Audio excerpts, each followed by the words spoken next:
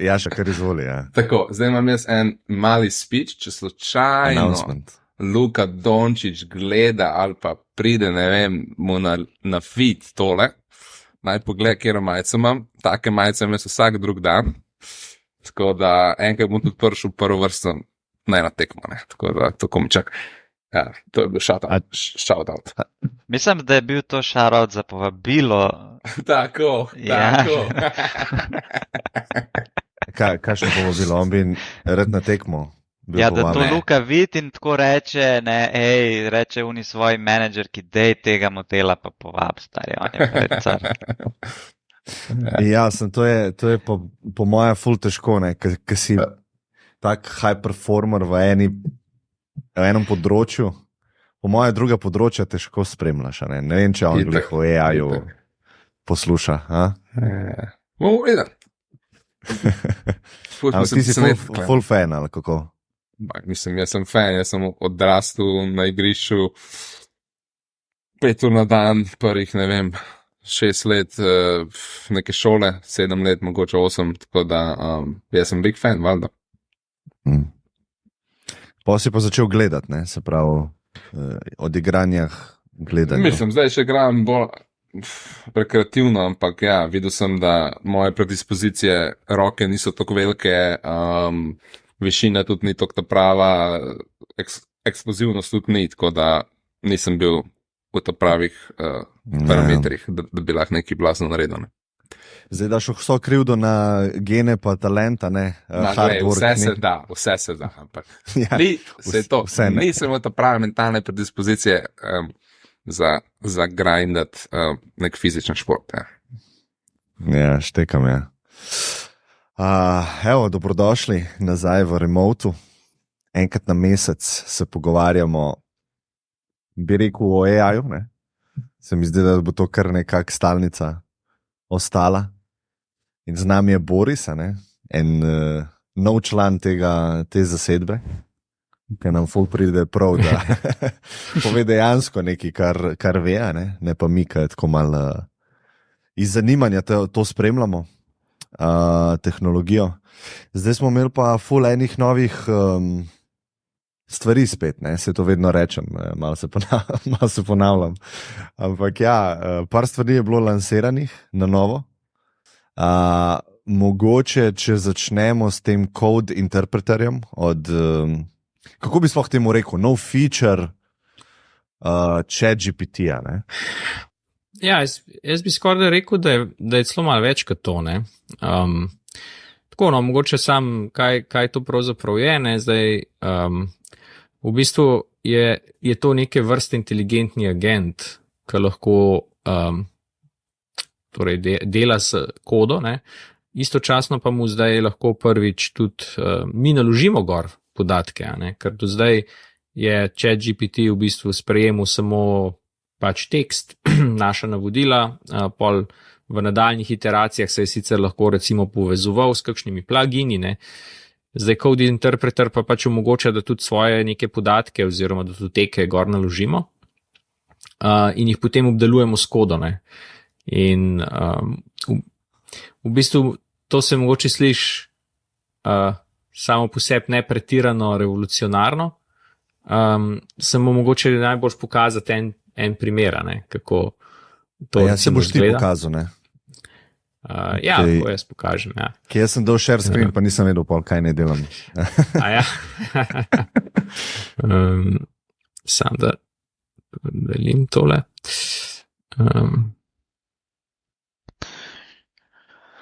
Ja, jaz sem to že uporabljal in to je pa zdaj mogoče, malo sem takrat v našem chatu bil skeptičen, ampak ker mi ni prebaval toliko velike datoteke, ker nimamo ful podatkov, ampak pol, ker sem se malo bolj poglobil, pa malo to uredil, no, sem bil pa res impresioniran. To pa... Kaj si pa naredil, malo poveš? Ja, v bistvu naložil sem podatke o se pravi blockchain podatke, se pravi podatke o aktivnosti enega konkurenčnega protokola, se pravi, sem hotel analizirati konkurenco. In, a veš, prvo, itak pri podatkih je vedno najprej zbiranje, ne, podatkov, pol je neka analiza, obdelovanje, analiza in pol neka interpretacija te analize. No, in ta prvi del je ponavadi vedno ful zamudena, ne, da ti to zdaj vse nekako začneš zbirati in to. In tle v temu Web3 svetu je ena platforma Dune se imenuje, kjer folk pač piše queryje in pol je to public, in ker je blockchain že sam po sebi public, ne, oziroma recimo Ethereum blockchain je public, lahko ti vse to nekako pridobiš te podatke, ampak problem je to pol analizirati, ne, in tukaj sem jaz to naložil gor, recimo v zadnjih par mesecev enega konkurenta in sem mu napisal, ne, daj mi vse, kar veš, vse, kar bi zanimivega lahko tukaj ti ven dubo in magic happens. Kar bo zdaj tudi Boris verjetno pokazal. To je res hudo. Ja, mogoče moramo najprej povedati, ne, za ljudi, ne, da torej to je plačljiv feature znotraj ChatGPT-ja, torej tisti, ki imajo vklopljeno naročnino, greste na GPT-4 model in tle so te dodatni featurei, torej poleg default je zdaj eno so plugini, o pluginih smo se že kar nekaj pogovarjali, tole pa zdaj code interpreter. Boris, mogoče samo vprašanje, ne? Zakaj moraš vklapljati te feature-je? Zakaj misliš, da so se odločili za to, da izbereš, ne vem, plugine hočemo uporabljati? Kere plugine? Zakaj ni to kar vse v enem chatu? Ja, jaz bi rekel, da sta v osnovi dva razloga, ne. Zdaj prvi razlog je ta, ne, da pravzaprav tole niso čisto isti modeli, ne. In to je tudi ena stvar, ki je dobro vedeti, ne. Torej, GPT-4 z code interpreterjem sploh ni isti model več, kakor je bil GPT-4. In celo nekateri po Twitterju govorijo, da bi lahko celo mogoče temu rekli GPT-4,5. Ker so recimo delali primerjavo tudi za čist navadne prompte, ki mu jih damo, ki ne vključujejo nobenih naših datotek, da v bistvu deluje boljš. Tudi recimo glede generiranja kode na splošno se verjetno zdaj splača uporabljati kar privzeto ta code interpreter, tudi če nimamo namena kakšne lastne podatke dati noter, ne. Tako da je zadeva kar presenetljiva, ne. In recimo isto tisti del za plugini, s tem, da tam pa pridemo še na drugi razlog, ne, da v bistvu teh pluginov je ogromno, ne. Mislim, da gre zdaj tam cifra nekje 700 ali tam nekje, ne. In zato si v bistvu morajo ta trenutek userji izbrati, a ne, katere želijo, da model obravnava, ker sicer bi mu verjetno zmanjkalo prostora ali v promptu, ali bi vse skupaj predolgo trajalo, da bi najdel ustreznega, čeprav mislim, da ta del je bolj prehodna rešitev, da s časoma bo ta orkestrator med plugini tako hitro delal in bo v bistvu lahko sam preklapljal med vsemi, ne. Jaz imam še eno vprašanje, Boris, oprosti. Ampak tako, vedno sem se spraševal, ne, pa tudi nekje sem zasledil, ko so intervjujali Sam Altmana, se pravi CEO-ja od OpenAI-ja, ker vsi zdaj pričakujejo, kdaj bo zdaj GPT-5, kaj bo pomenil, kakšna sprememba bo, koliko bo bolj napreden napram 4, ne. In je on, mislim, da parkrat izjavil, da ne bojo takih releasov več delali, številčnih, ne.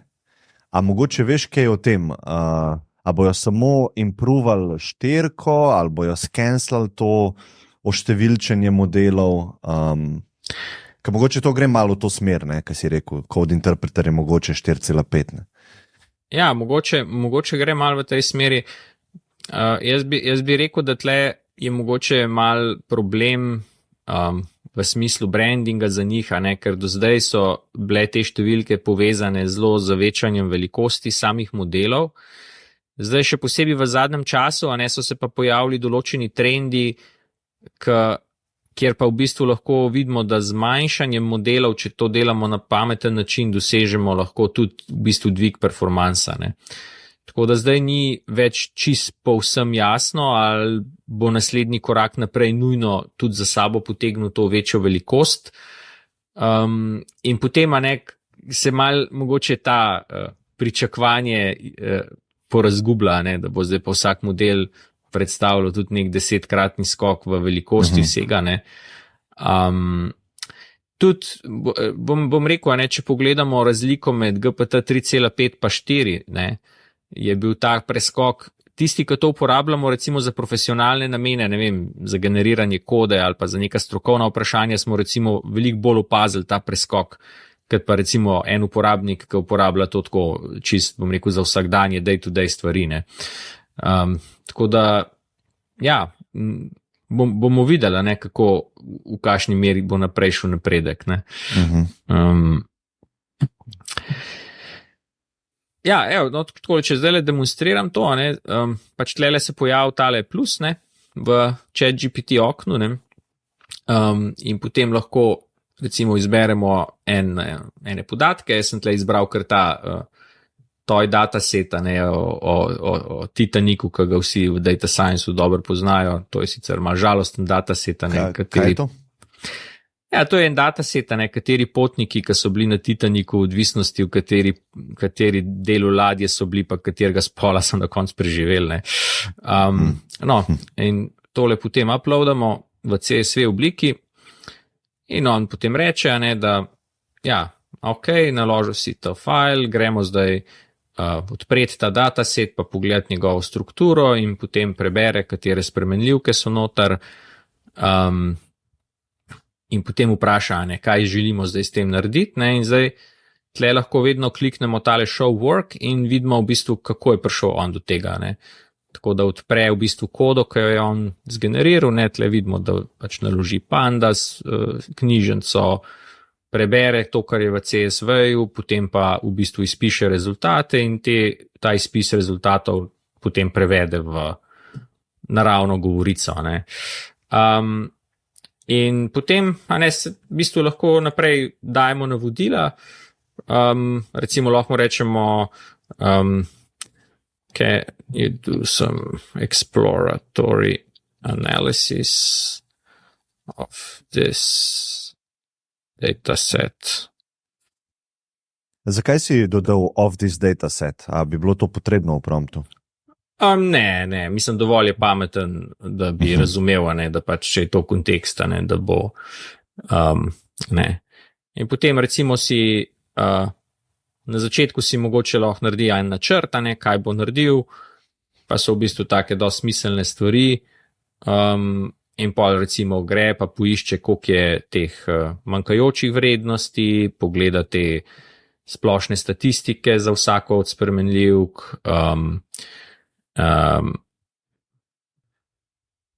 in potem vpraša včasih vmes, se strinjam s tem planom, kako naprej.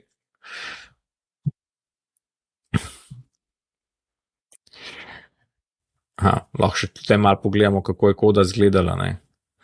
Tako da meni recimo je bilo fascinantno, lahko mu napišeš, da najbolj ali pa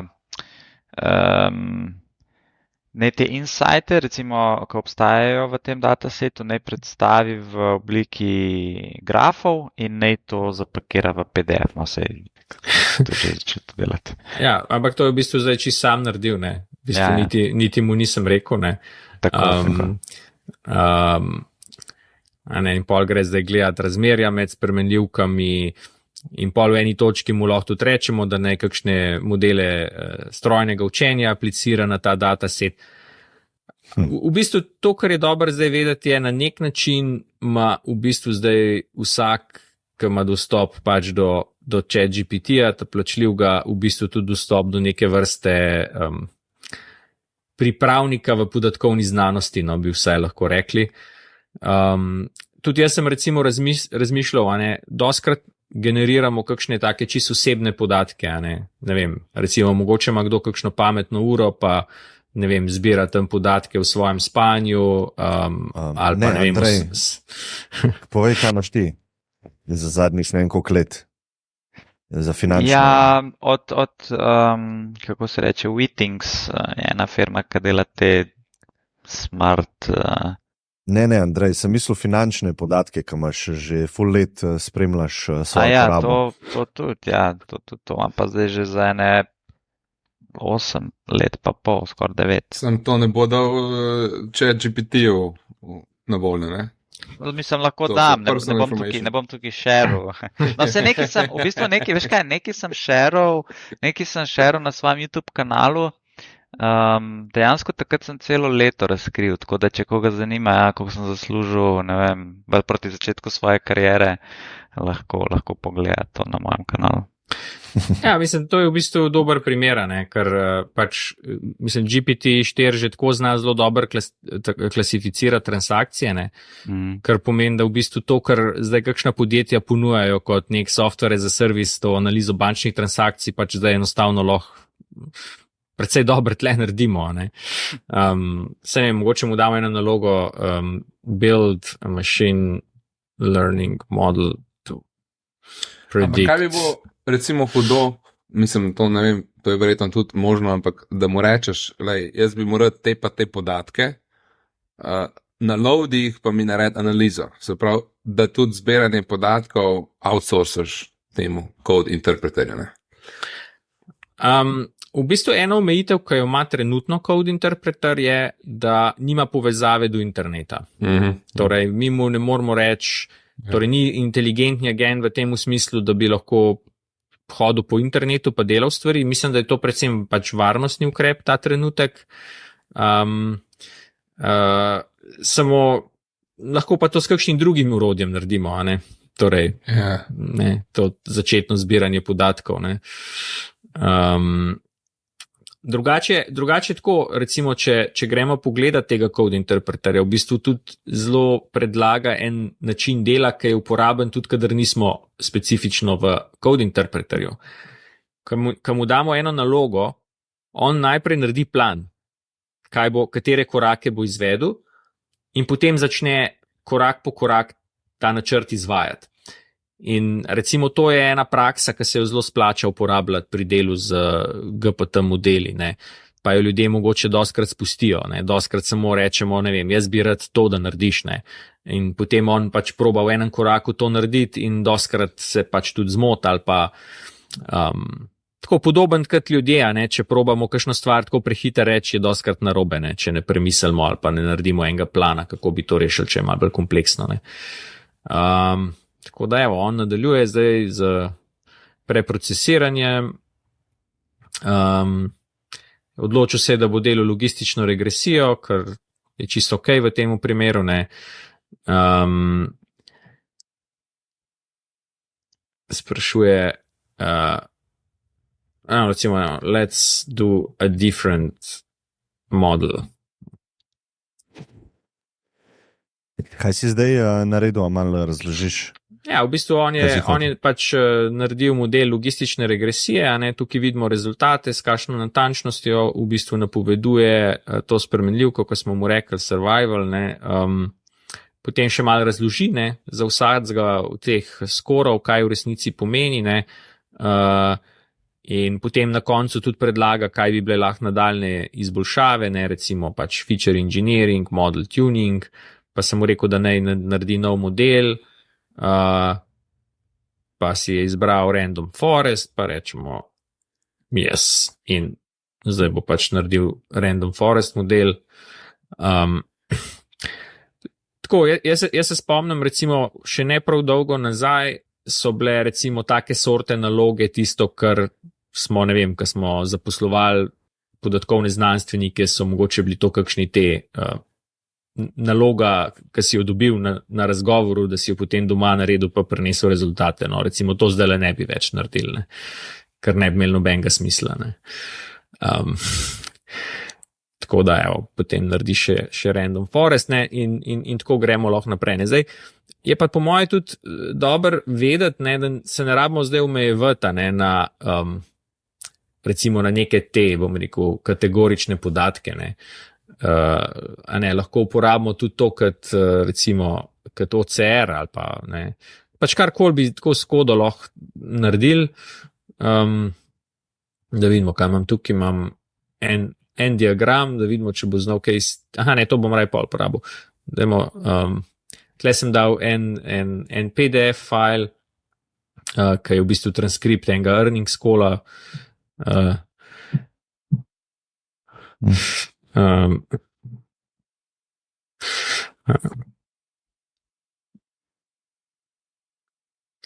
Pa naj naredi OCR.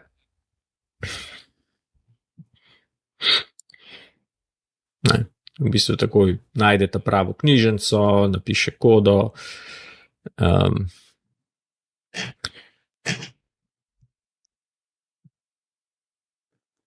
Zdaj malo razmišlja, kako.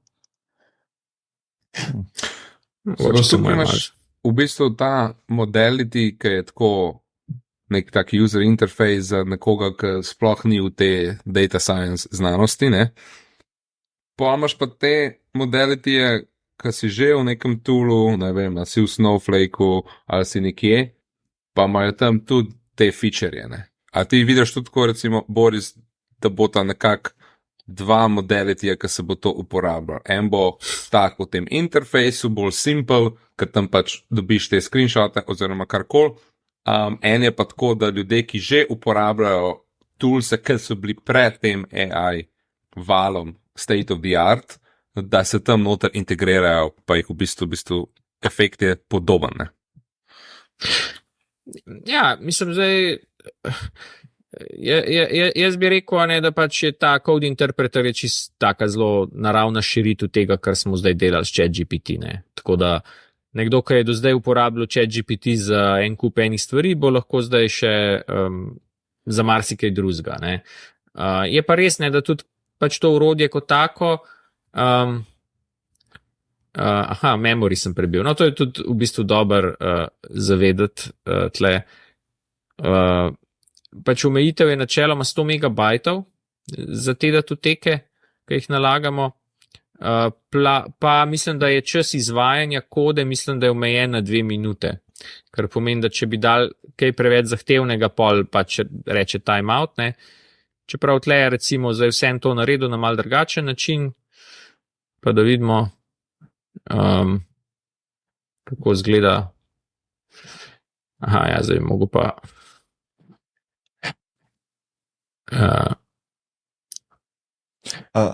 Lahko malo govorimo o specifičnih use casih tega featurja, ne? Zdaj, skle smo videli, to tako tudi jaz razumemo, ne? Se pravi, imamo neko datoteko z nekimi podatki, ne? Lahko so to zelo neurejeni podatki, zelo velikih je lahko, in mi zdaj to uploadamo, on analizira in potem se lahko z njim pogovarjamo kot z nekim človekom, ki popolnoma razume te podatke, ki smo jih naložila, ne? Potem lahko grafe riše, obdeluje pač te podatke, ne?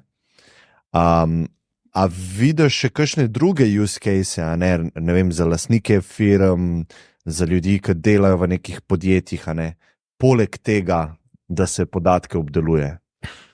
Mislim, jaz lahko, mogoče najbolj, da tako delim moje izkušnje, ne? Recimo, kje sem jaz videl ene take dosti take enostavne use case, ampak ki so meni recimo pomagala, ne. Pač ena stvar je, ne vem, recimo najdeš nekje en dokument, rad bi naredil recimo OCR, ne. To je tudi ta primer, ki sem ga zdaj dajal. Sej načeloma imamo OCR, samo razloži.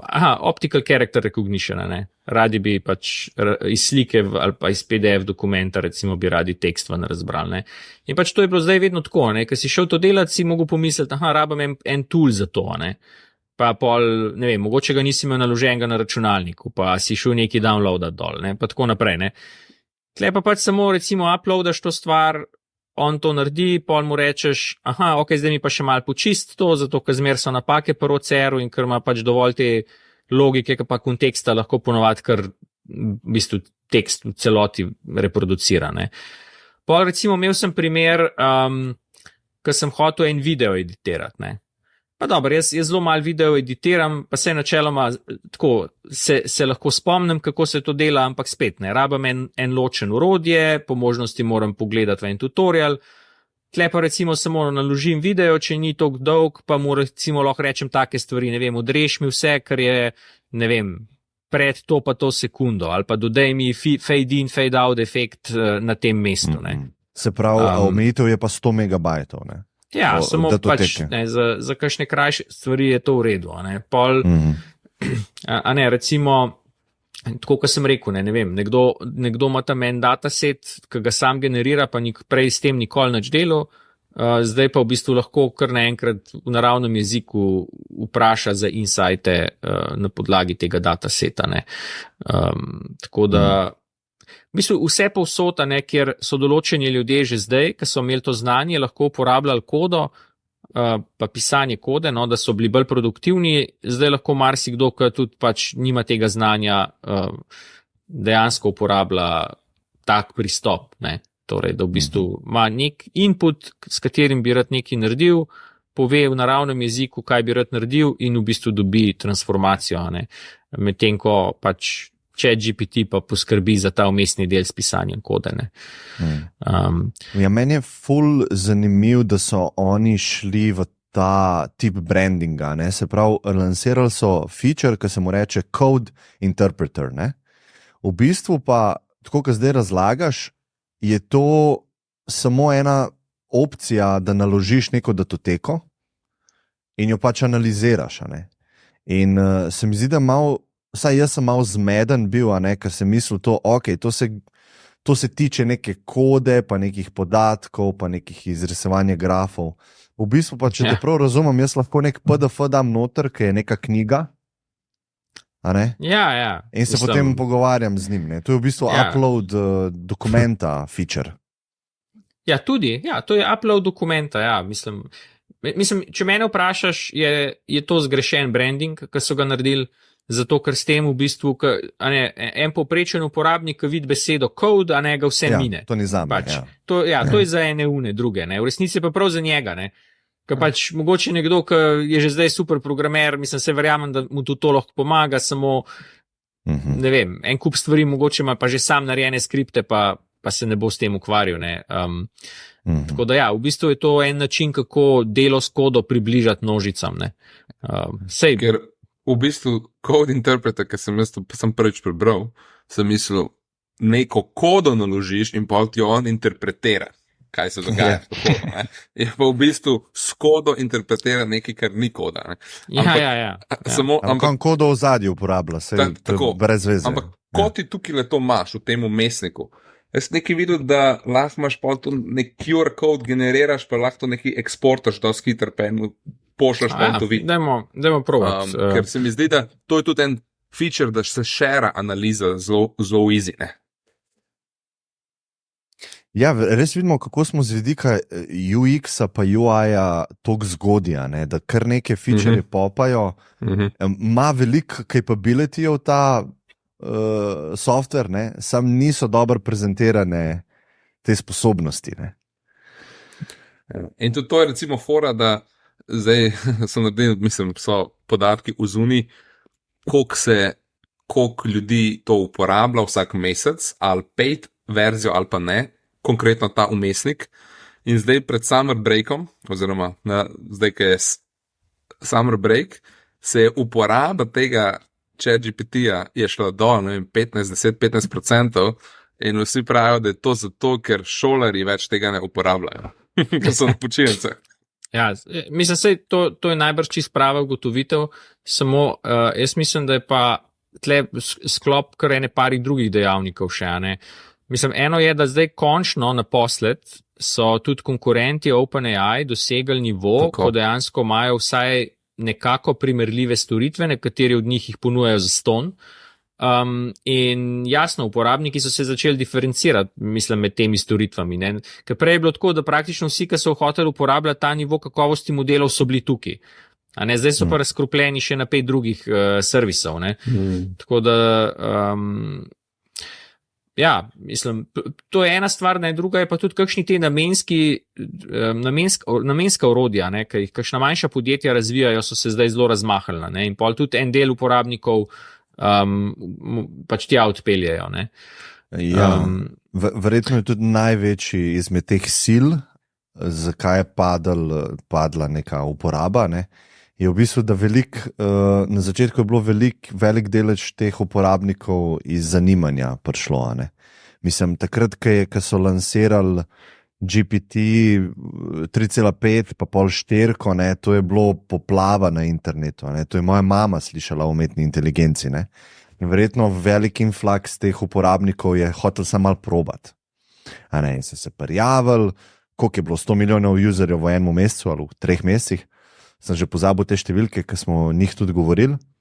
Ampak malo folk tako malo proba, pa vidi, to je tukaj, nima nekih realnih use caseov v svojem življenju, ki bi jih vsak dan uporabljal, ne, in potem pade uporaba. Ne. In ostanemo mi. Ne. Ja, mislim, ne vem, ne, se pravim, mislim, jaz nisem imel občutka, da sploh pri temule, recimo GPT 3,5 od tle naprej, da sem videl dosti primerov, da bi mi nekdo rekel, da je mal poskusil, pa ni videl koristi, ne, pol kasneje.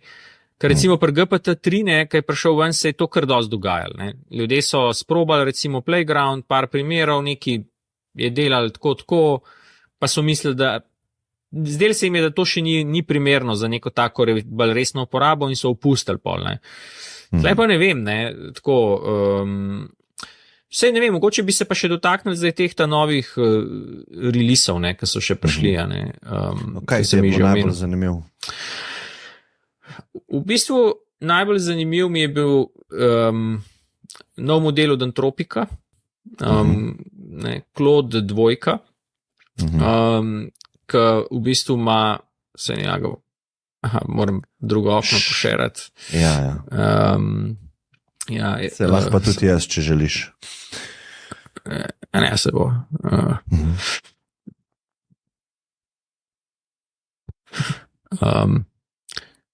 Tlele moram te pravga klikniti. Kaj imaš ta interfejs, POV? Malo poveš, prvič vidim. Ja, v bistvu ta POV je storitev, ki jo je naredila Quora sicer. Torej, direktor Quore je velik navdušenec nad umetno inteligenco in mislim, da je to kar vzel za en svoj osebni podprojekt. In v bistvu je ideja narediti neke vrste tržnico različnih modelov, kar pomeni, da tle lahko znotraj iste storitve dostopamo in do Clauda in teh modelov od Antropika in do GPT-4, pa seveda ChatGPT-ja, Google Palm je tudi tukaj. A tukaj uporabljaš primarno ta UI za interakcijo z modeli različnimi? Torej, uporabljam to trenutno za dostop do Antropikovih modelov, ker Antropik ima ravno tako omejitev, kot je imel še čisto pred kratkim Google, da v bistvu v EU njihovi modeli niso dostopni, ne. Tako da tle prpol pa te omejitve ni, ne vem sicer zakaj, pa kakšno logiko to ima, ampak ja. Mogoče sam za tiste, mislim za Cloud 2, imajo omejitev samo na US pa UK, ampak uporabiš VPN samo, ko se registriraš, ne? Se pravi, on samo preveri lokacijo ob registraciji, jaz sem se pa registriral, pa VPN več ni potreben, ne? Tako no. Ja, ne, sej to imajo pač ne. Zdaj sem, no pa dajmo tole, če bo s tem kaj naredil.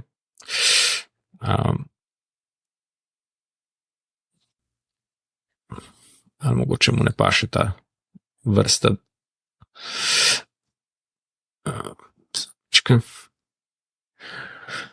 A vidva Jaša, Andrej, ste se kaj z drugimi modeli srečala zdaj zadnji teden, 2? Imamo Google Barda, ki je zdaj na voljo v Evropi od včeraj ali predvčerajšnjem, pa ta Cloud 2, ki je... Claude. Ampak tudi je. Se pa, kje se jaz tukaj srečujem s tem je, pač mi imamo dosti dela z, ne vem, Databricks ali pa Snowflake pa tako. In bili smo na neki konferenci, ki so tudi tam neki prezentirali in v bistvu kaj vidiš je, da so šli na polno v nek M&A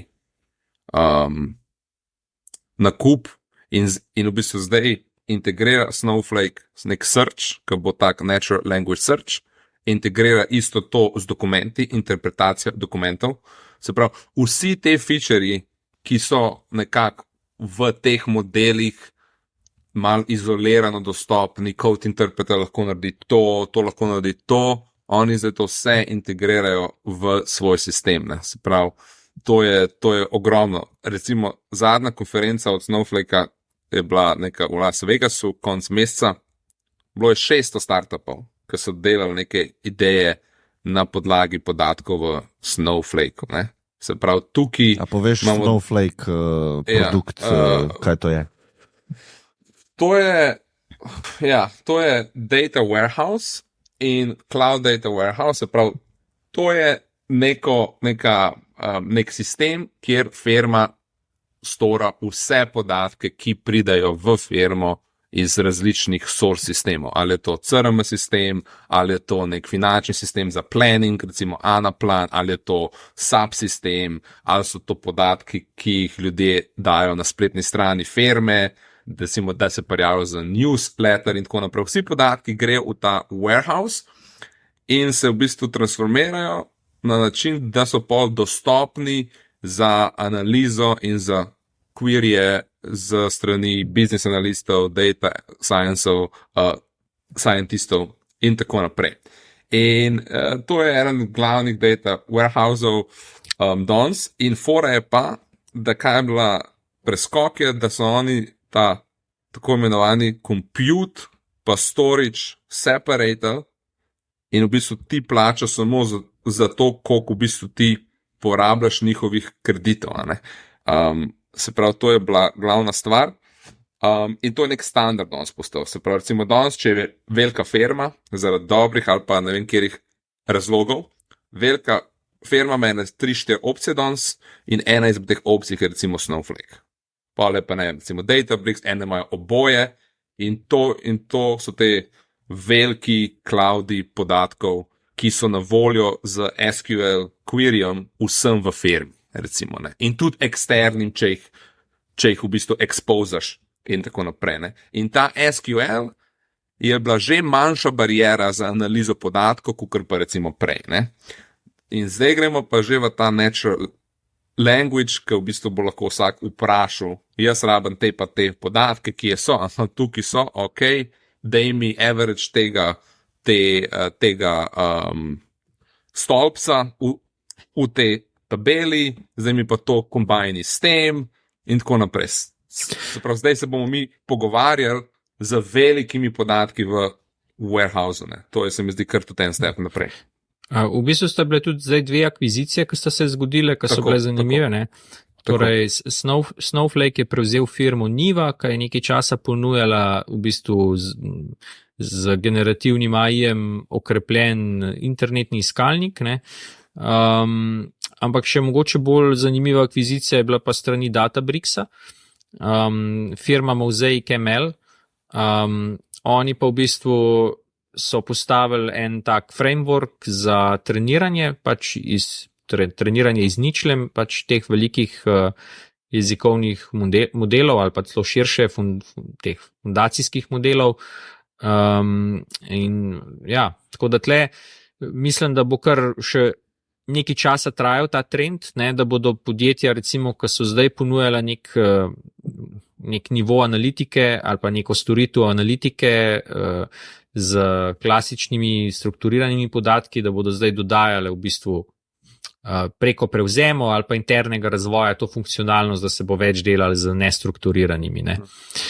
No, vmes, če malo komentiram, ne, očitno Paul ni imel danes dober dan, ne, pa je v bistvu crkno, ne, tako da ja. Bom še malo počakal. Ja, še mogo malo počakati, ja. Ja, no, tista druga stvar, ne, ki se pa teh samih releasev tiče, ne, pa bil BART, ne, ki je zdaj na voljo tudi za Evropsko unijo, ne, končno, naposled. Ampak ni pa samo to, ne, je doživel tudi bistveno posodobitev, no. Tako da jaz, ki sem malo preizkušal, je recimo glede generiranja kode je drastično napredoval, glede na to, kjer je bil, ker je pa tudi res, da je bil na precej nizkem nivoju, ne še do nedavnega. Tudi dodali so podporo za več jezikov, možno je slike tudi uploadati, pa je v bistvu on pol slike lahko analizira, ne. Pa prednost je tudi to, ne, da je pač nekako bolj, je povezan z internetom, ne. Tako da Ja, sej v bistvu zdaj tako vidimo, jaz sem se prvič nekako srečal ta teden ali pa prejšnji teden s tem modelom od Antropika, pa ga začel uporabljati. Mogoče kaj je zanimivo bilo meni, ne, se pravi, z vidika UI-ja, ne, ker jaz tudi delam na tem področju, sem videl, da je nekdo ful bolj premišljeno to zastavil, kakor to dela OpenAI, ne. Ker tukaj, tako kot smo se prej pogovarjali o tem code interpreterju pa nalaganju datoteka, ne, tukaj enostavno prideš na chat interface, je tako zelo enostaven, zelo clean, imaš opcijo uploada, ne, uploadaš lahko celo knjigo, ker mogoče to je tudi ena takih prednosti tega modela Clauda, ne, da ima kontekstualno okno 100,000 tokenov, ne. Boris, lahko to poveš, koliko je to več v primerjavi z OpenAI modeli, ki so na voljo. Pa kaj lahko s tem naredimo? Ne? Ja, največje kontekstno okno, ki ga je imel OpenAI do zdaj, je imel na tej posebni različici GPT-4 modela, ne, ki je bilo 32,000 tokenov. Tako da ja, to je zdaj pač cirka 3-krat več. Zdaj sicer tak zanimiv trend, kar se teh kontekstnih oken tiče, ne, ker so prišli ven neki novi modeli, oziroma ne modeli, ampak bolj načini, kako se da kontekstno okno modelov razširiti. Tako da mislim, da bodo ta kontekstna okna zdaj precej zrasla. Zdaj, kaj to v resnici pol omogoča, ne, da namesto, da bi mi mogli relevantne koščke besedil, naprimer, iskati na nek drug način, pa jih potem vstavljati v kontekstna okna, mi lahko zdaj recimo kar, ne vem, celo knjigo naložimo ali pa nek celoten dolg dokument ali pa recimo konec koncev tudi obstoječi codebase.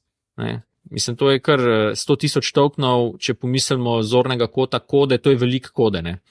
Tako da en način recimo je tudi ta, ne, naprimer, če delamo z neko novo knjižnico, pa bi radi napisali kodo, ne, bi lahko preprosto vzeli celotno kodo te knjižnice, skopirali noter v kontekstno okno, pa potem pisali navodila, kaj bi radi naredili, ne.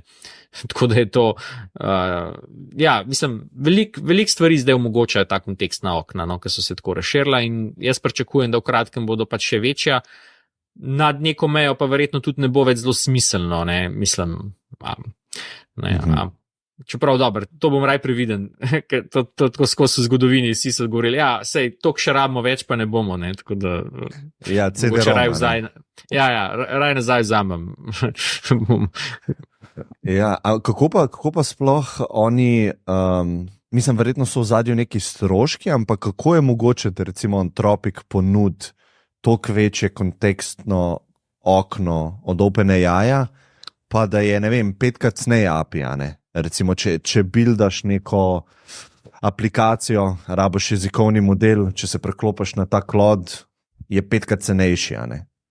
A malo poveš od zadnje, kako je to mogoče? Ne? Ja, mislim, tle so različni faktori. Ne? Zdaj, ena stvar je, ne, da dosti teh podjetij v resnici subvencionira te dostope. Ne? Torej, nekatera od njih so tudi pridobila ogromen investicije in Antropik je en med njimi, ne, OpenAI pa vsi vemo, ne, na prvem mestu po količini denarja, ki so ga pridobili. Ne? Tako da podobno, kot smo imeli situacijo pri teh ponudnikih, kot je Uber, ne, točno to. Oni so lahko leta in leta subvencionirali te cene na račun investicijskega denarja, ne, in v bistvu nismo imeli prave podobe mogoče v tem, koliko se to v resnici stane. Tle sicer mislim, da ni tako hudo, ne, ampak vseeno pač ta faktor je treba upoštevati, tako da če nekdo reče v eni točki, da je 4-krat cenejši, ne vemo čist, a so res uspeli stvari optimizirati ali ne. Ena zadeva je potem tudi odvisnost od trenutne arhitekture, na kateri te modeli tečejo. Ne. Zdaj so prišle relativno pred kratkim v nove grafične kartice od Nvidia H100. In pač ena podjetja so prej naredila preskok na novo arhitekturo, pač prej so jim tudi dobavili opremo, ne, in tisti, ki so, lahko v bistvu ponujajo nižje cene, zato ker je ta arhitektura bolj učinkovita. Ne. Tako da, če je Anthropic v pravem času delal nakupe, pa imajo zdaj v bistvu H100 v svojem datacentru, so že zaradi tega lahko cenovno bolj učinkoviti. Ne.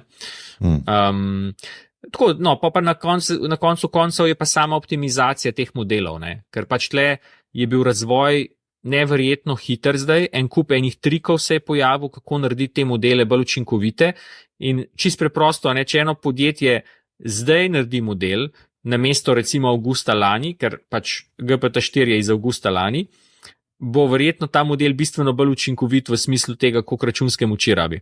Ne, tako da spet dodaten razlog, zakaj so lahko cenejši. Ne. Ja, kaj pa recimo, če imamo zdaj teh ene par konkurentov, ki se na trgu jezikovnih modelov malo betlajo, pa jaz recimo lahko rečem, da te tri, ki sem omenil, vidim Google Bard, sam zaradi tega vidika, ker prihaja iz te korporacije, Google, zato je zanimiv. Zaenkrat mi ostale stvari niso toliko zanimive, potem imamo ta Claude model iz Anthropica, pa valjda OpenAI, ne. Kaj bi rekel, Boris, obstaja še kaj, kar ni na mojemu radarju, pa je ful zanimiv, pa mogoče primerjave med temi tremi, ne. Kaj misliš, kje ima prednost en, kje ima prednost drug? Ja, jaz mislim, da je ena velika kategorija, ne, mogoče, ki si jo izpustil, ne, in to so v bistvu modeli, ki niso komercialni, ki so odprtokodni. Tle je pač neverjeten preskok bil narejen in za velik teh funkcionalnosti, ki pravzaprav marsikdo še vedno uporablja prej naštete modele, ne, jih bi lahko zdaj tudi z odprtokodnimi realiziral. Obstaja kakšen tak, ki ima dober UI, pa jaz lahko prijem na nek web, pa se prijavim, pa ga uporabljam.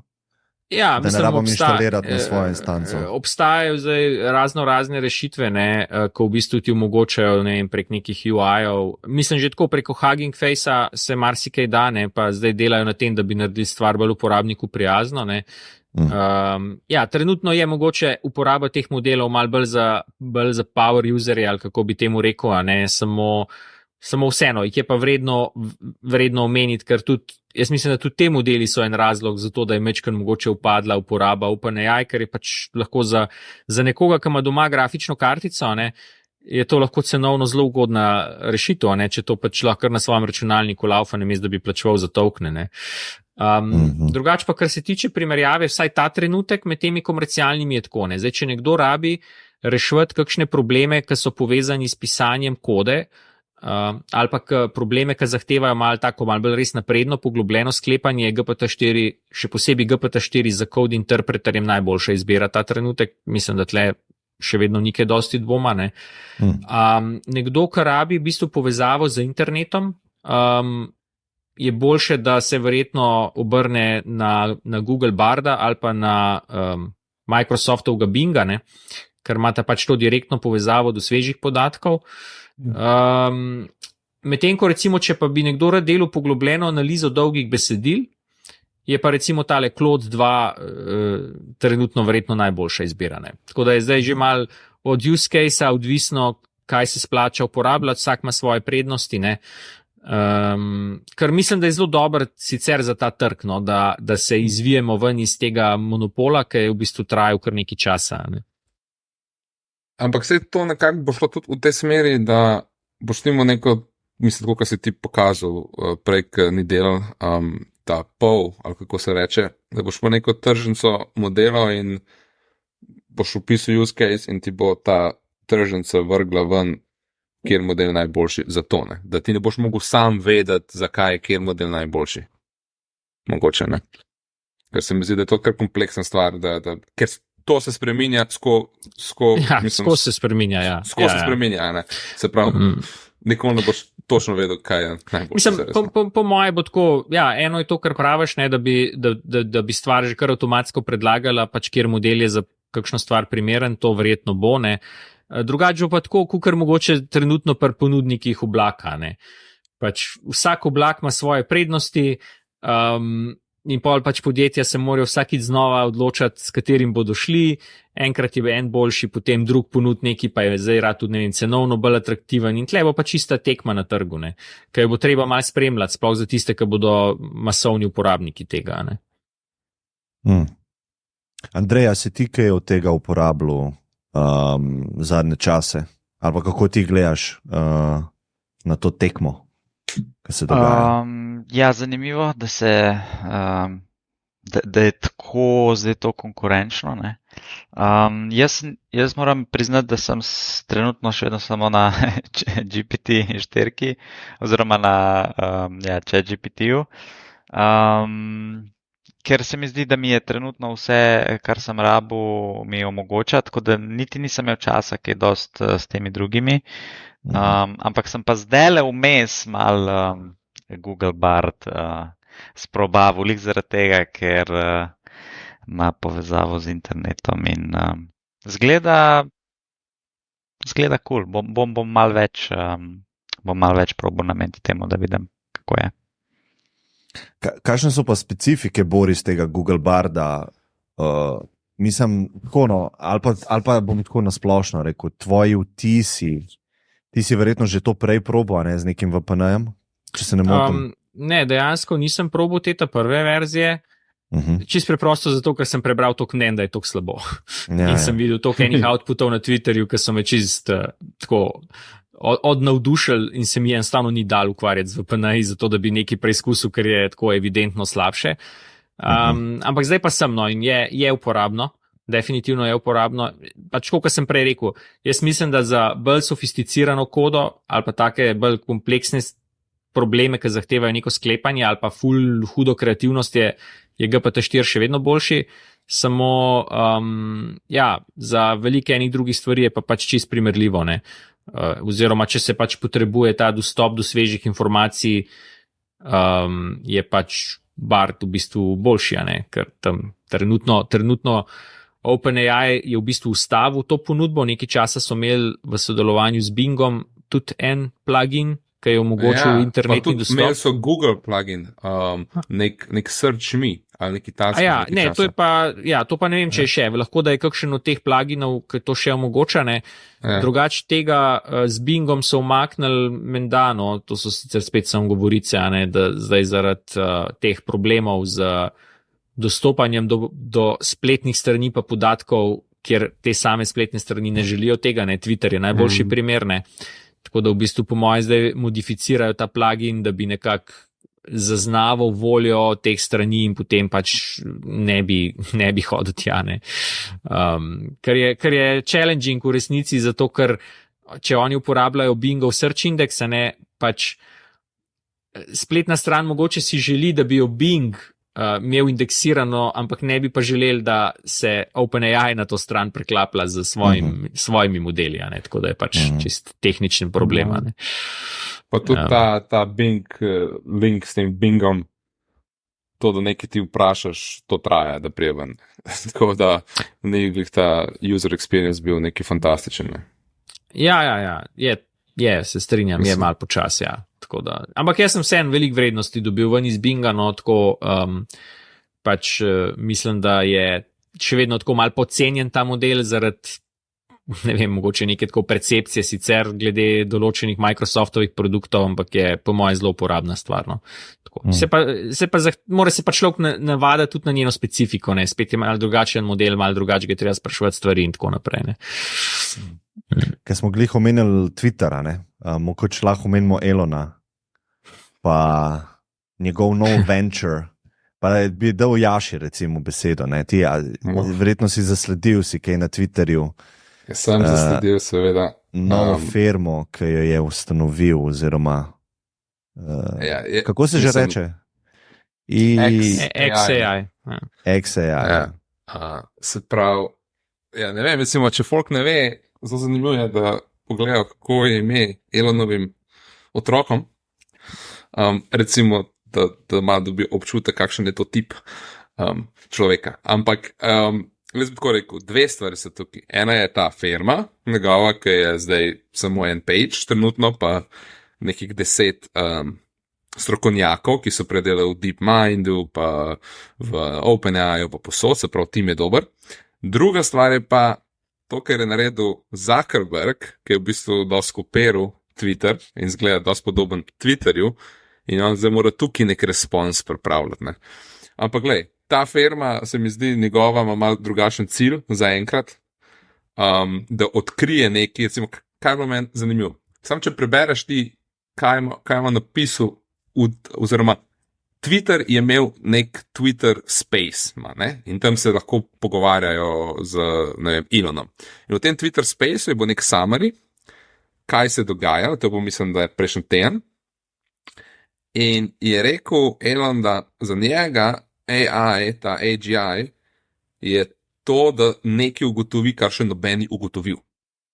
Nekaj novega, da to je njegov cilj, ne pa da naredi nekaj, kar bi lahko mogoče človek naredil, se pravi, da ima nek fundamentalno odkritje nečesa, da je v bistvu znanstvenik, ki lahko dobi Nobelovo nagrado. Se pravi, to mi bo kar zanimiv, bomo pa videli, ne? Ampak to ni competition direktno OpenAI-ju, kakor jaz takole berem. No? Ja, jaz ne vem, če bi se čist strinjal.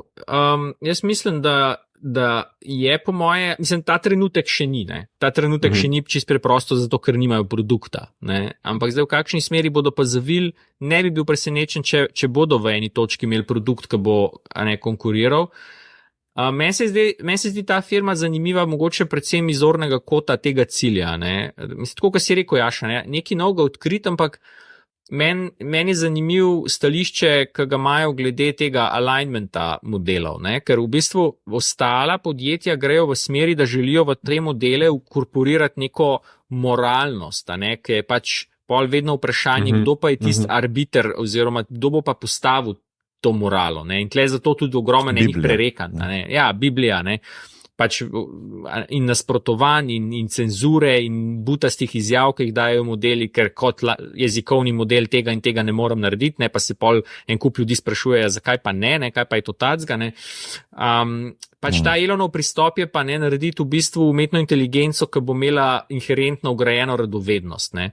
Torej, radovednost po odkrivanju novih stvari, zanimivih stvari in njegova iztočnica, ki sicer mislim, da je ta trenutek še vsem mal naivna, samo ima pa tudi neko poanto, ne, je, da pač ljudje smo bolj zanimivi, kot pa ne vem, kamni, ne, vsaj to je upanje, ne, in v tem smislu, ne, bo znotraj te radovednosti sistema umetne inteligence neka preferenca napram ljudem in ne recimo kamnom, ne, inherentno vgrajena, ne, ker pa pri teh moralističnih sistemih ni tako nujno, ne, ker če narobe naredimo to kodo, nas hitro lahko to pripelje v kakšne kočljive situacije, ne. Tako da ja, mislim, zaenkrat je še prezgodje, ne, da bi pač videli kaj konkretnega, samo jaz mislim, da je zanimiv igralec na tem trgu in da se bo še dosti o njih govorilo, no, tako.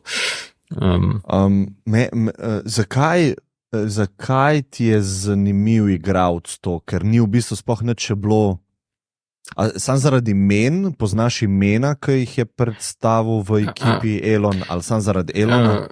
Mislim, kombinacija je, ne, pač, mislim tako, jaz mislim, da vsem Elon ima nek poseben pristop glede skaliranja tehnoloških produktov, ne, tako da to je že neki, ne, ekipa je dobra, imeli bodo ogromne računske kapacitete, ne, kar je pač tudi tle pomemben faktor, ne, imeli bodo v bistvu tudi povezave dokaj tesne najbrž do drugih timov, ki jim lahko ponudijo relevanten know-how, ne, recimo v Tesli definitivno glede dela z GPU-ji imajo ogromno znanja, mogoče bodo šli celo v razvoj pač lastne te računske vertikale, ne, tako da, ja, ne, tudi recimo to delo, ki ga imajo recimo zdaj na temu Optimus robotu, je relevantno, pa ta tim, ki na tem dela, ja, tako da jaz definitivno ne bi rekel, tle gre zdaj za teh, ne vem, koliko 20 ljudi, ne, kaj pa je to, ne, ampak bolj, a ne, kako oni fitajo noter v cel ta sistem podjetij, a ne,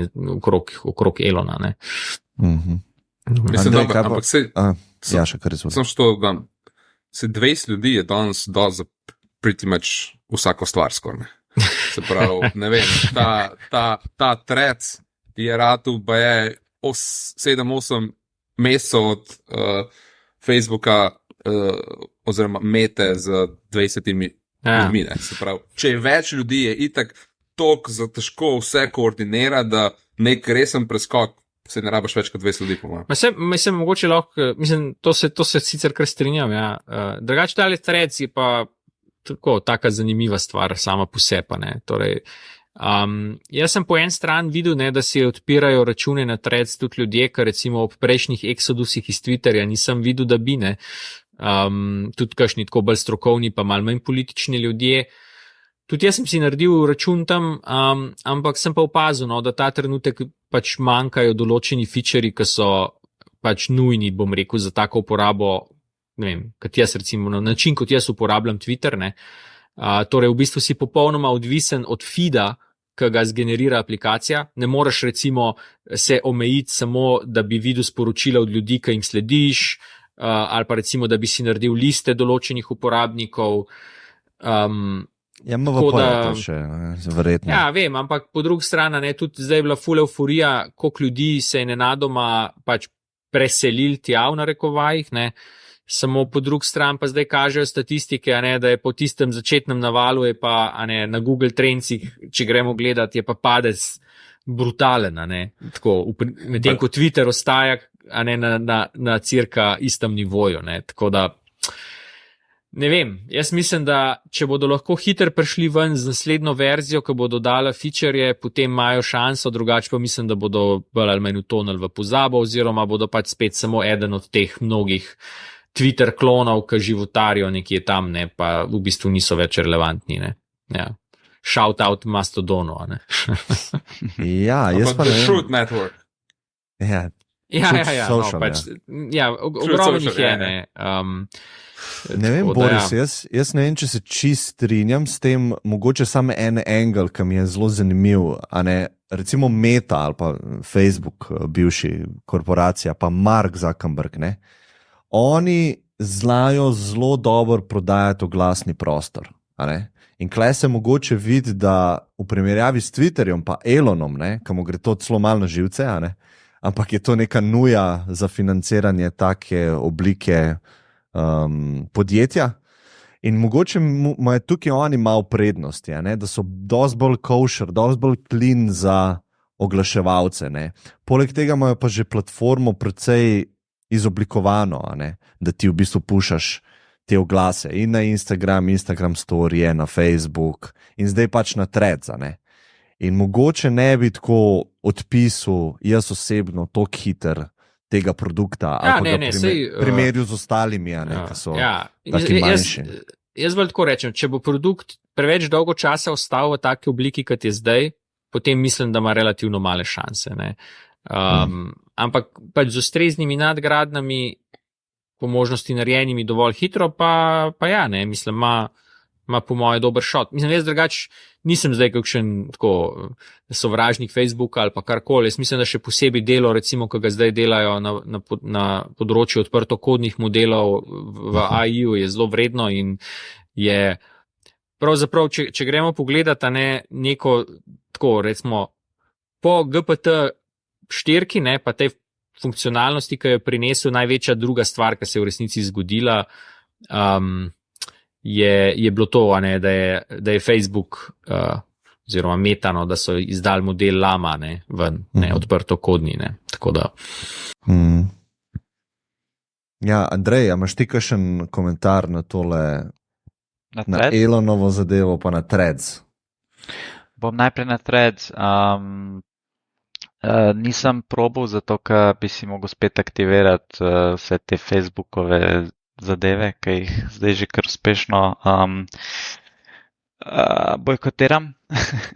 Tako da sem pa videl, no, na Twitterju, da je dost folka, ja, to si naredil, ampak ne vem. Meni ni bilo to toliko zdaj nekaj zanimivo, da bi šel, pa ja, si spet aktiviral, ne vem, Instagram, pa to.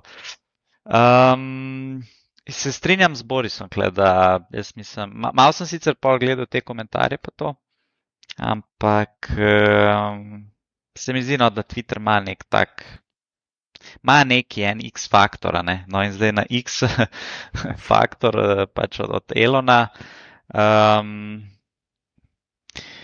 Jaz mislim, da oni imajo še neki, ne, imajo ta marketinški nek edge zaradi Elon Muska, ne, se pravi. PR mašino. Tako, vsi bojo, ne bi rekel jih PR mašino, ampak vse, kar Elon naredi, ne, ima nek attention, dobi neko pozornost sveta in že tukaj, a veš, bojo oni v malenkost prednosti, ker karkoli bojo zdaj dal ven, pa bo to mogoče niti ne bo boljš od, ali pa ne vem, drugače od ostalih, ampak ker bojo to oni naredili, bo zanimiv in bo dobival nek traction zaradi tega. Tako da to se mi zdi pa še en dodaten, nek dodaten, ko se reče, moat, mogoče. Plus, da kar je tudi z Elonom, se mi zdi kar posebno je, da veš, on je rado glavna figura za neko videnje sveta, kaj je dober, kaj ni dober. Ali je to free speech, ali je to, ne vem, proti global warming, vse to ima neke, deluje tako, da ena skupina ljudi, recimo, da je, ne vem, 30%, je to njihov politični reprezentativ. In jim je to všeč, kaj on v bistvu, kjero videnje sveta gleda. Se pravi, on ima teh fanbojev, ima dosta, ne.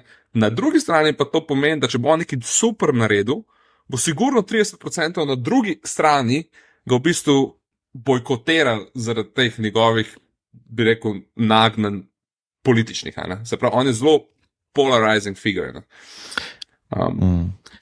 Ja, jaz tudi mislim na tle, da je to, mogoče je to velika škoda v resnici, da pač je Elon zelo vpet v politiko. Jaz probam pač tako, mal širši kontekst njegovega dela vrednotati. Jaz mislim, da to delo, ki se izvaja v Tesli, da je zelo pomembno, da v bistvu trenutno smo preko Tesle verjetno najbližje samovozečim avtomobilom, ki bi jih lahko dejansko nek slehernik tudi kupil na trgu, no slehernik, pač, ki ima 40.000 za avto, ampak vseeno, pač ostala podjetja mislim, da niti ne planirajo ta vodilna, da bi sploh prodajala self-driving avtomobile, samo da bi ponujala bolj kot neke vrste ride-sharing sistem, vsaj te, ki so Google pa kaj še ta, ker tudi v San Francisco ima zdaj mrežo teh vozil, Isto SpaceX, mislim, da je spremenil, kaj sploh pojmujemo kot vesoljsko industrijo, tako da, ja, potem tudi to delo na Neuralinku, mislim, da je zelo zanimiv. Tako, pač jaz ga vidim kot eno osebo, ki na vseh teh tehnoloških področjih pač potiska meje naprej, vmes je pa nažalost ful upleten v day-to-day politiko in pač, če bi lahko ta del dal stran, bi bilo ful boljše, ampak ja. Ja, jaz moram iti. Ti Andrej, moraš iti. Sedi Andrej. Še malo. Meni je mogoče samo to zanimivo, kako je lahko en človek toliko razparceliran na različna področja, ne na področja, ampak čistko podjetja, ki jih, ali pa vizije, ki jih zasleduje. In zdaj je v bistvu šel še v ta rejs glede AI-ja, in v bistvu je čist na vseh področjih nekako dejaven, ki so zdaj aktualna. Ja, mislim, se ne gre pozabiti, da je pač tudi on bil med soustanovitelji OpenAI na začetku. Tako da, tudi ja, tako da bi lahko bolj rekel, da se je vrnil v to tekmo, kakor pa vstopil. Ja, sigurno zelo zanimiv karakter, se od njem smo se veliko že pogovarjali na tem podcastu, ampak je tak res unikaten posameznik, tako res je.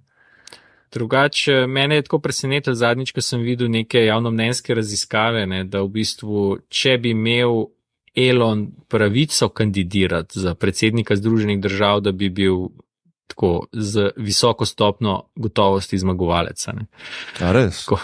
Ja? Ja. No, sej znam, pa to je, sam sem vedno bolj dobivam tudi s to politiko, ne, občutek, da vedno več dobiva tudi hejterjev, ne, oziroma ljudi, ki ga izredno ne marajo. Ne. Ampak ja, očitno je takih dovolj, da bi. Ne. Naslednjo leto bo zelo zanimiva stvar. Jaz mislim, da bo ena najbolj pomembnih ameriških predsedniških volitev. In on ima zdaj ta Twitter čez, ne? In bomo videli, kako bo on to pel, ne? Ker mislim, da točno vemo, koga bo mogoče podpiral, koga pa definitivno ne bo podpiral, ne? Tako da ene stranke sigurno ne bo podpiral, ne? In bomo videli. A kaj spremljate to tekmo, ki se začenja v Ameriki? Jaz se kar spremljam, ja. Naj kar zanimiv. RFK, ne, je ful zanimiv posameznik, ki dobiva zdaj počas traction v teh podzemeljskih krogih, a ne, predvsem na podcaste hod. Na vse podcaste hod, na vse. Na vse, kar je možno, ne.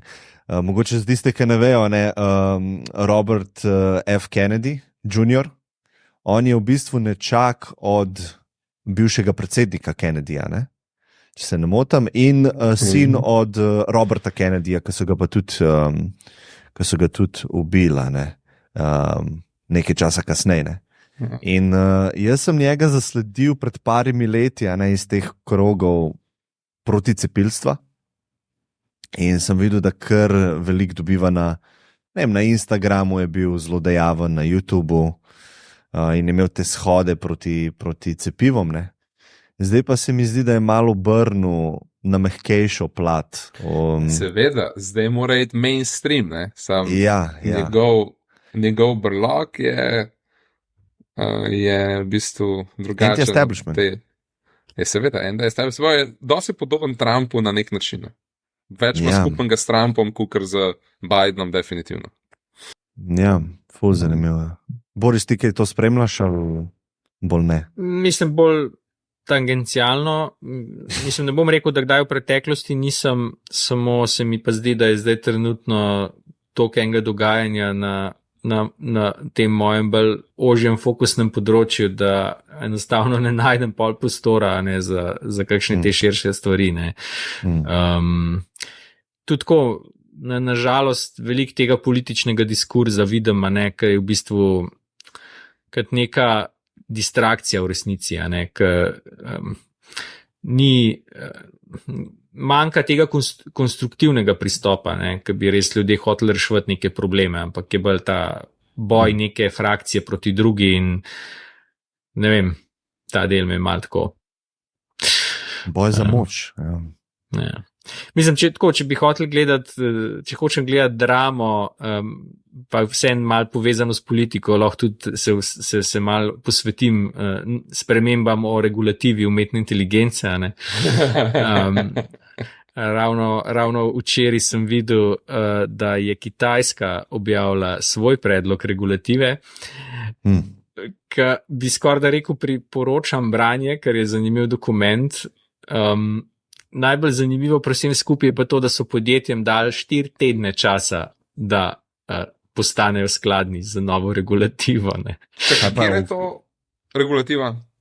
Ja, nova kitajska regulativa prav specifično za generativne modele umetne inteligence. No. Tako ni splošen, ne pokriva vseh aspektov umetne inteligence, ampak samo tega. Ampak vseeno, tako, zdaj se mi je zanimiv, ne, ker recimo v Evropi zdaj imamo neskončne debate o tem, pa tudi, ko bo sprejeto, bo ne vem, verjetno 2 ali pa 3-letna doba, ki bo v bistvu prehodna. Na Kitajskem pa tako 4 tedne imate, tukaj je. Mislim, se ne pravim, da je to prav način, ali pa karkoli sem tako bolj kot zanimivo sledenjem.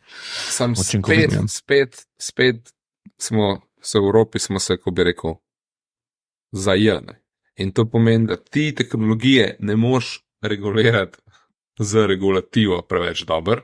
Ti jo lahko peleš v smer, ki jo peleš, če si v tem rejsu tehnološkem z drugimi, ne? In postavljaš trende. In tukaj ne vem, a je kjer model, a je kjera firma, ki ima v Evropi bazo, ki je v tem AI rejsu trenutno močna.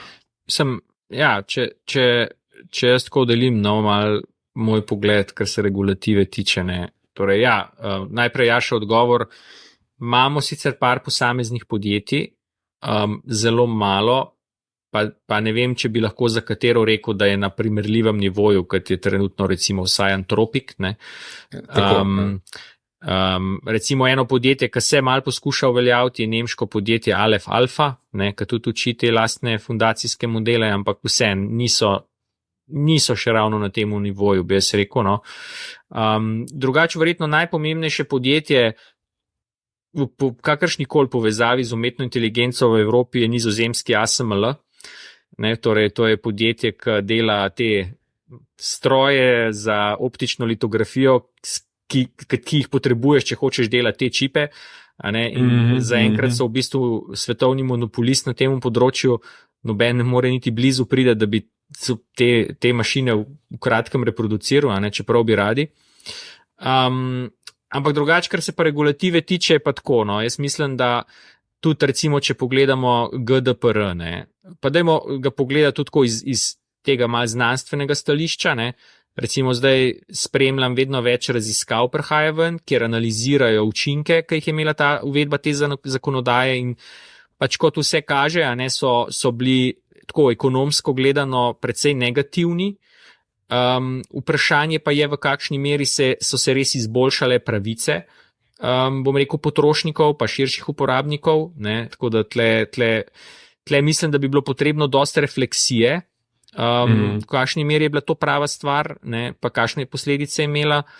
In zdaj recimo vidimo pri regulativi umetne inteligence, jaz imam občutek, da pač, ker so te postopki tako počasni, je ta regulativa nastajala dobesedno v eni drugi eri, ko so se uporabljale popolnoma drugačne metode in je bila pisana na nek način z mislijo na te metode. Potem so se zgodile spremembe in je bila neka želja v kratkem času vse ne spreminjati bistveno te zakonodaje, ampak jo samo pokrpati. In tako smo zdaj prišli do trenutnega osnutka, ki mislim, da ima kar velike pomanjkljivosti, na kar so tudi podjetja pred kratkim v neki skupni izjavi opozorila, sploh kar se tiče generativne umetne inteligence. Recimo ta predlog zakonodaje sicer ima določene člene, ki izvzemajo odprtokodne modele iz tega konteksta, vendar pa ta izjema ne velja za generativne modele. Zdaj, kako bi to v praksi potem izgledalo, da v bistvu tako imam občutek zaradi ekstrateritorialne narave tega zakona, ker pač velja tudi izven meja Evropske unije, da je v bistvu tako nek poskus, kot da bi Evropska unija želela na globalnem nivoju omejevati odprtokodne release generativnih modelov. Mislim, jaz ti lahko povem čisto konkretno za GDPR. S tem imamo mi tudi delno veliko popravka.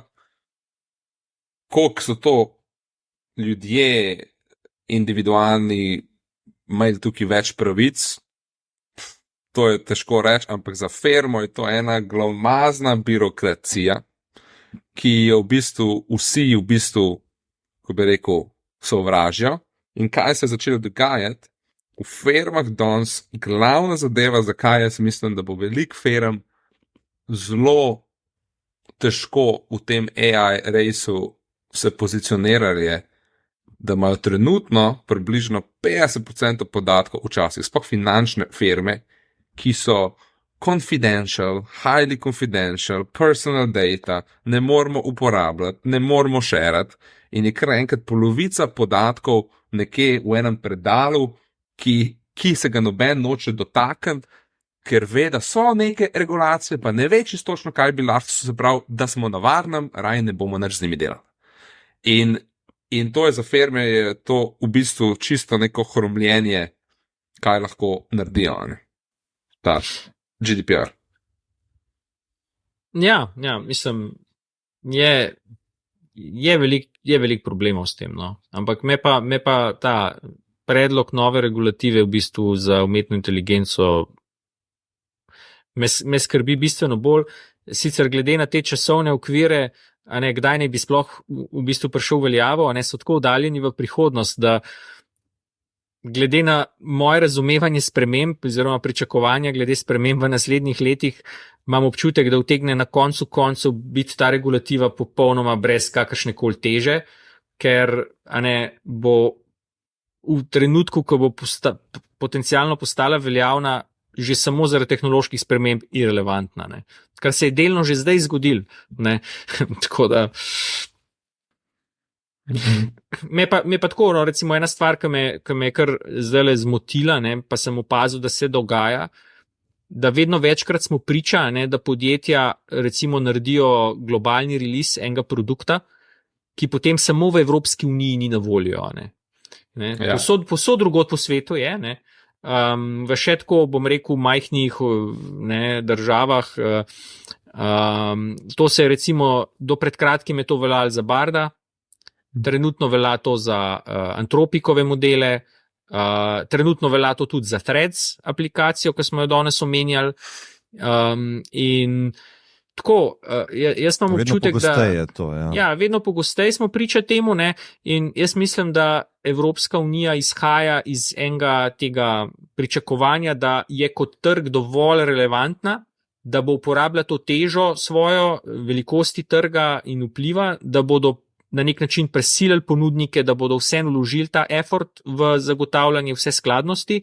Bojim se pa, ne, da ne vem, z naraščajočim pomenom trgov, kot je recimo Indija in drugi, ne, da se Afrika, v eni točki Afrika, ne, se bodo preprosto kakšni ponudniki tudi odločila, ne, da v bistvu vsem, glede na potencialen effort in komplikacije in tveganja izpostavljenosti astronomskim kaznim, je mogoče enostavno lažje ta trg izpustiti, ne.